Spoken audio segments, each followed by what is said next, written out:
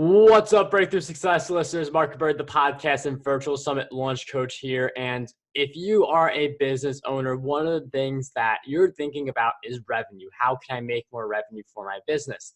And there comes a point for a lot of business owners where they hit a revenue plateau where it feels like no matter what they try and what they do, they keep hitting the same income, the same revenue. So we'll be talking about how do we get on top of the revenue plateau and keep on accelerating in this episode of Breakthrough Success.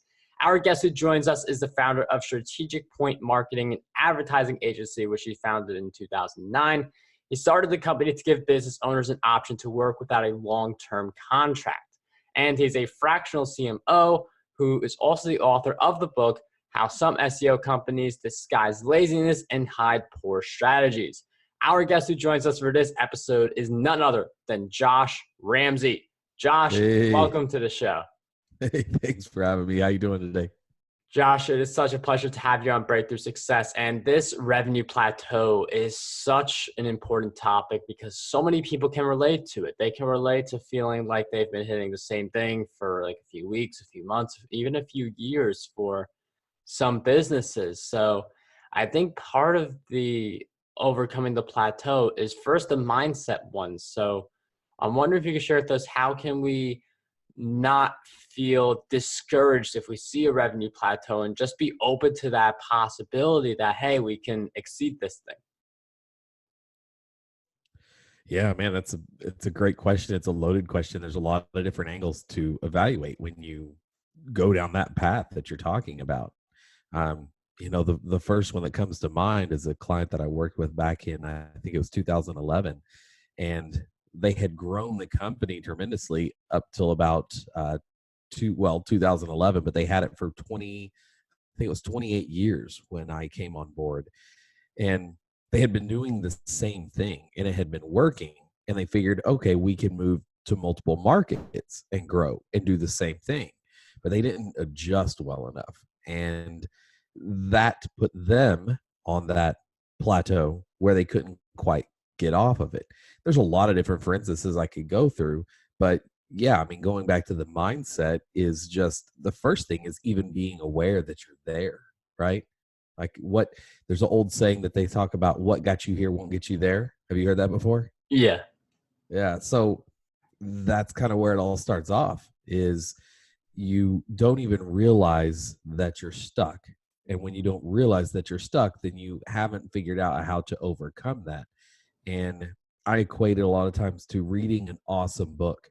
And you read the book, a business book, and you think, man, I knew that. I knew that that was there, but I never could put it into words. And now all of a sudden you have that aha moment and you're aware, and now you're stuck trying to figure out. So you have two different versions of people. You have the people that don't even realize they're there, and then you have people that are there and they're thinking, I need to work with somebody. I need to work with an ad agency or a consultant or a business coach. And they're not sure how to trust that person. And is that person really going to take you to that next level? And I think it is important for us just to acknowledge that we are at that revenue plateau if we are there, because you don't want to lie to yourself and say like you're accelerating when, the numbers say plateau. So you definitely want to be honest with yourself, even if it may not be a pretty picture, and just admit to where you are so you know where you are and where you can build up from in the next direction you need to take. For some people, that next direction could be the advertising agency, such as the one that Josh has. So I'm wondering, I feel like part of that, and even in my experience, I've hired coaches and I do coach people. How do we get better at hiring types of people who can help us break out of our revenue plateau? I actually taught a video on that not that long ago. And I think the biggest frustration that business owners face is that you hire a coach or an employee and they're great actors. Yet when it comes time to put on the play and actually put on the real face, they don't do it. And that's extremely frustrating because every business owner knows how expensive it is to hire somebody. And then if they can't produce, then man, you're just stuck, and thus putting you back on that same plateau. So sharpening interview skills can help. There's different tools out there, assessments, But a lot of times on the agency side, what I tell people is a program that I created back in 2010. I was frustrated leaving a conference and explaining to business owners that I was solid. Like I knew what I was doing. I had great experience and they should be working with me. But yet I had a hard time communicating that clear enough that these business owners would say, you know what, I'm going to work with you.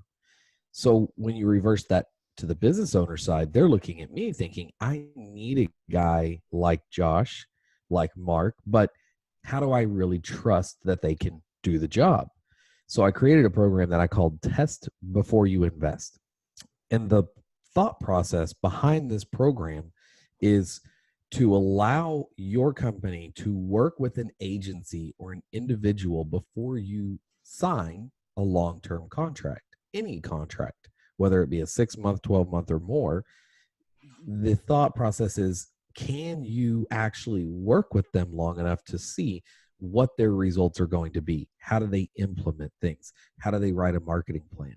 Now, what I looked at was I want some skin in the game. I want the business owner to put some skin in the game. So I'm not just working for free, but I personally put, and I'm only going to speak to my experience. So take it with a grain of salt of this is me, but I put it skin in the game. Pay me a little bit. I'm going to do a lot of work. I'm going to show you the value of what I do, how I work. Then you can make the assessment of do I fit or not?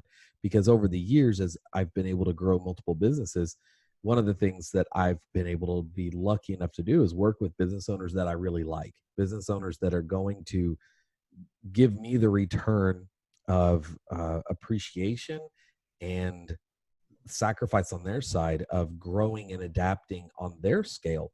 Because again, when you look at the plateau that we're talking about of growth, it's not just generating leads. If you don't have the back end components done, then those leads are just going to fall by the wayside. If you will, Marc, give me a second to tell one more story. Just worked with a business owner for the last 12 months. And I won't give too many details because I just don't do that. But this business owner came to me, and in December of 2018, they asked me to guarantee them that they were going to get leads from the work that I did for them. And I told them, I said, I can't guarantee anything, but I feel really strong about what we're going to do and how. So while I don't want to guarantee it, something good is going to happen. So we go through the entire year. And at the end of the year, they came back to me and they said, Josh, we just not sure that we got too much from it. I said, well, how many leads did you get? And they said 4. And I looked at them and I was blown away. What do you mean 4? Like, how do you get 4? Well, we had been tracking it on the back end. So I turned around to the CEO and I said, you actually had 32.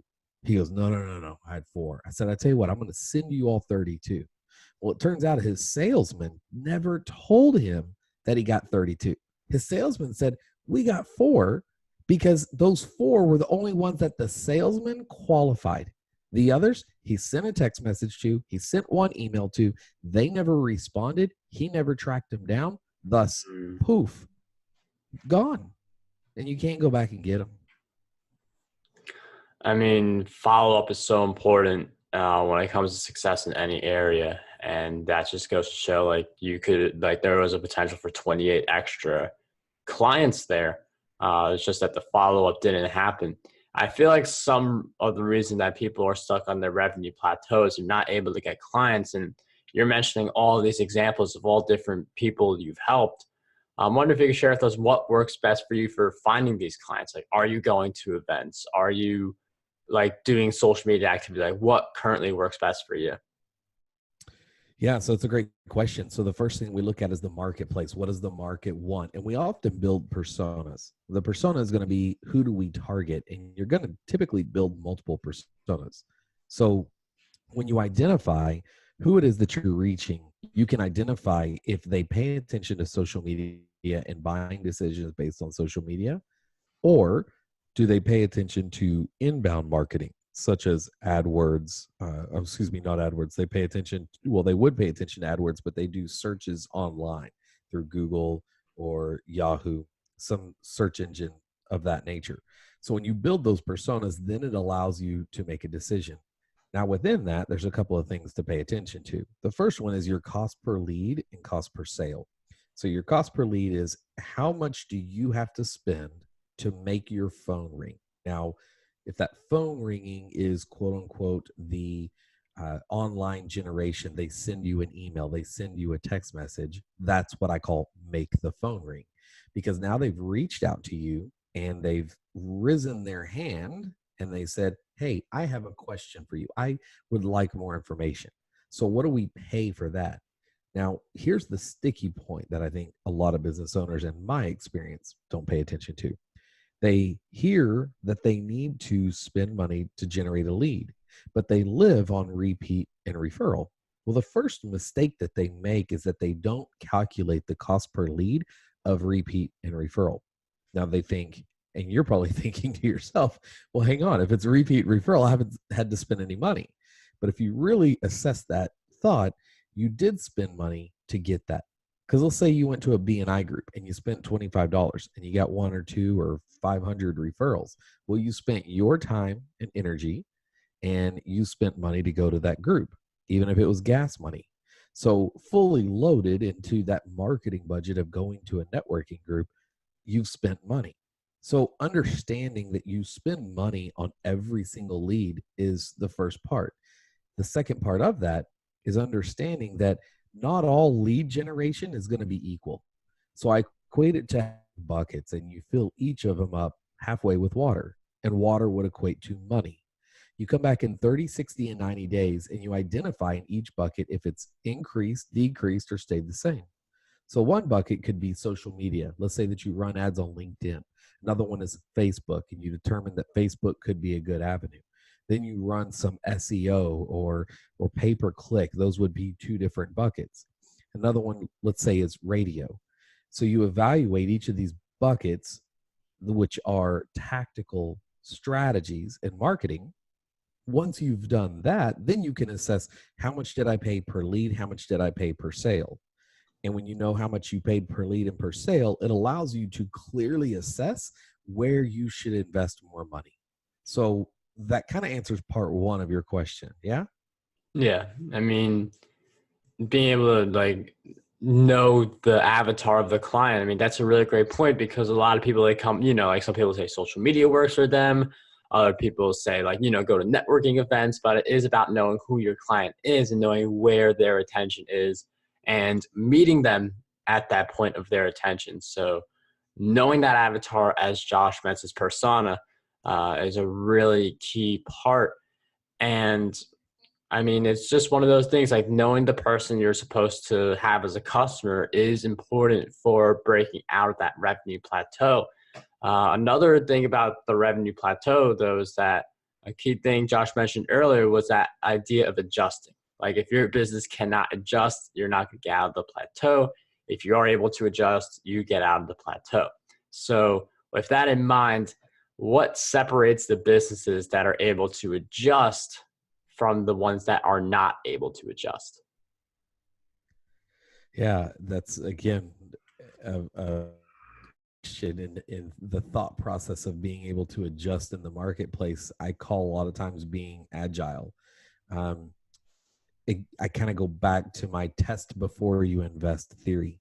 Radio people are notorious for, and I'm not knocking radio, I'm just using it as an example, but they're notorious for saying that you have to invest into 3 months or 6 months or 12 months to really get your return. And I look at that and I say, I see their point. It's valid to a degree. But I also look at the business and ask the business owner, is this going to sink your ship? And if the answer is it's going to sink your ship, then don't do it. And now that sounds somewhat simple. However, it's not that simple, because as a business owner, we sometimes panic. And when panic sets in, we make the worst decisions. So understanding what could sink your ship and dipping your toe in the water is the best strategy. And you have to almost look into the crystal ball and look future. So speaking of crystal ball, I'm going to take you down a path real quick. I created a mathematical program. I guess I would equate it closely to an algorithm, but it's based on logic, and I call it my crystal ball marketing program. So they always say you can't have a crystal ball. You can never know what the future is. And I always like to buck the horse and say, that's not true. You can. So what I've done is I created a program that allows you to plug in logic and understand, either based on actual numbers that you have or projected numbers that you believe will happen. And it gives you a mathematical breakdown to understand how many leads need to be generated to generate a certain amount of phone calls, to generate a certain amount of qualified leads, and then down to sales, down to what your cost per sale was, your total return, and how many leads you would have to get. So at the end of the day, at the end of the mathematic equation, you're able to plug in a couple of factors. I think it's about 6 factors. And when you plug in these 6 factors based on different parts of information that you receive from the marketplace, you're able to take all that information, put it into one spreadsheet, and output very quickly, is this a good choice or not? And by knowing that choice, that takes away all of the mysterious factors. Just did that with a garage door company out of Austin, Texas. And when I ran the mathematical equation while he was raring to go on radio, I told him, I said, hey, I just don't think it's a good idea. While he didn't really want to listen to me, I didn't want him to make a bad decision. And I wanted to do everything I could to open his eyes to, hey, you've hired me to tell you these strategies, and I'd really like for you to listen to me. But if you don't, you're the business owner, you're the boss, you get to make that decision. So I just ran the equation, gave it to him, and it turns out he didn't run it because of that equation, because the math just didn't add up. But there's been other times when we look at a mailing campaign and we do a direct targeting mailing campaign. And while that seems very old school, we created a targeted list of companies that we knew without a shadow of a doubt within 12 months would hire our type of service. So the client's type of service, they would hire and work with that company within 12 months, or they would make a change to a new company in the same industry within 12 months. So by targeting them directly, we were able to calculate, if we spend, and I'm going to use numbers here, I'm going to make them up, but if we spend, let's say, $1,000 per prospect, we realized, wow, that was too much, because we want to go after 100 because of our ROI, right? Profit margin, what are we selling the product at, all those other little details that we have to pay attention to in the operational side, and then how much the budget is, and then we are able to adjust and make smart decisions based on logic and math. Because if I tell you you're going to sell a product at $500, but it's going to cost you $800 to advertise it, and that means that you have to generate 30 leads because of your closing percentage, the math simplified, even though I probably glazed over a lot there, simplified, it comes back to you're identifying that it's probably not a good investment if your numbers don't add up. And looking at those numbers is really important for any investment. And Josh brings up a key point, that mysterious factors, where if you just do a minimal, like you dip your toe in and you're able to see if this concept works or not, it helps you make better decisions. So I'm wondering, for people who feel like they're like these mysterious things, like, like how can we get better at just like doing like a small test to see if something works or not? So if am I hearing your question right? You're asking, how do we do a small test? Yes.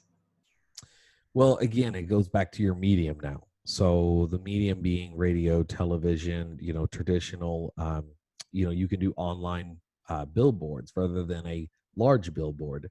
So understanding your marketplace, understanding your personas, understanding what's tactical marketing. And real quick, I want to touch on this. There's 2 sides to marketing. So a lot of people hear me talk about tactical marketing versus strategic marketing.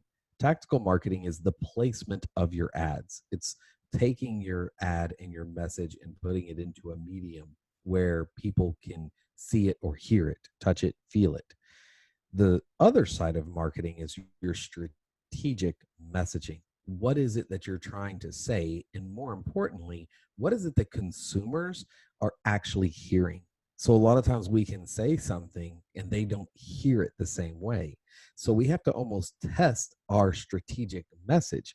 And by testing our strategic message, we're able to understand a lot more detail, a lot more information. And that helps our tactical placement because it's easy to place an ad. And we're going to come back to your question here of how do you test it before you invest a heavy amount and sink your ship. But when we talk about the strategic message, it is more important than where you place it because anyone can buy a radio spot, get on the phone, and rattle off a bunch of blah, blah, blah, blah. Yet they have to have a strong strategic message. So, anyone listening to this podcast, what you're listening to is the strategic message. Does it make sense? Is it logical? And then you look at the tactical placement. The tactical placement is this podcast. So those are the two elements to really understand. Now, as far as your investment into it and how you can test it, you really want to just think outside the box. So I use another approach. And again, I have principles and methods that I work off of that I have tested year over year, campaign over campaign, more than 10,000 campaigns since early 2000s. And I call it the whiteboard effect. And the whiteboard effect is what's the best case scenario? And you whiteboard it out and you narrow it down and you figure out what could work. And a salesman would tell you that you can't do certain things, but it's your money. So you get to make the final choice. So, perfect quick story for you is I called up a radio guy and I wanted to place an ad. When I called him, I said, "Hey, I want to place an ad and I want to create what's called bookends." And back at the time, they didn't understand what bookends were. So a bookend is on the front end of or the back end of a segment, you go into a commercial break on the radio. So we wanted to buy a 30-second segment and we wanted to put a 15-second ad on the back end of any time the music ended. Then they would run all the commercials and then we wanted to plug in another 15-second before the music came back on. Now, radio stations do that quite often and they do it a lot more. But back in the early 2000s, they didn't do it as much. Most of the stations did not do it at all. So we found the market, the radio that we wanted to do, and we came in and negotiated that out. So testing comes back to being innovative in the marketplace. So if you haven't been able to be innovative in the marketplace and you haven't figured out how to test the waters, that's when sometimes you need to reach out to an agency. You need to reach out to a marketing individual to say, "Hey, what's your experience? What have you done?" Because at the end of the day, truly, when it comes to marketing, you find a cream of the crop, the best marketing guys. But to be able to tell the difference between any of those marketing guys is to really understand the case studies that they've done and what the results were from those case studies. I mean, this is just really great stuff. Like radio ads, that may not be for everyone, but again, that's Josh knowing who his persona is.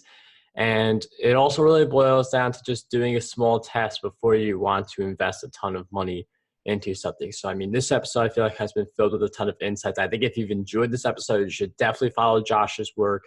If you are in need of like an advertising agency, Josh could be the guy for you. So where are some good places like we could just find your work and continue following you on your journey? Yeah, so I appreciate the question. I appreciate the time. Uh, One way is just follow my website. We're about to launch, depending on when people hear this podcast, we're about to launch a strategy marketing room. And you can go through my website, jrcmo.com, like chief marketing officer.com. So jrcmo.com. And there you'll find a lot of free tools. I've published the largest SEO library in the world. This SEO library has every element of SEO out there. So you can go, you can do a search, you can learn for yourself about what are the different types of SEO. We have a lot of free offers that we pop up. There's conferences that I teach nationwide, so you can check out what cities I'm going to be in the coming year. And then you can also find me on social media, facebook.com/JRCMO. And then again, just Google Josh Ramsey. And it's funny, my biggest competitor online is a Canadian punk rock singer, but he spells his name S-A-Y and mine is S-E-Y. So you have to type in Josh Ramsey marketing and make sure that you don't follow the Canadian punk rock singer unless that's what you like. So I'm hoping he'll do a podcast and bring me on and talk to me, and that way I can create the difference. Because if anyone ever sees my picture, you'll see a bald guy versus the Canadian punk rock who is a really nice haircut. So well, I'll definitely have links in the show notes. There could be a Josh and Josh podcast in the future, but I do appreciate you for taking the time to come on Breakthrough Success, sharing how we can get over this revenue plateau, because this is really great info for any business owner out there. thanks, Mark. Thanks for having me.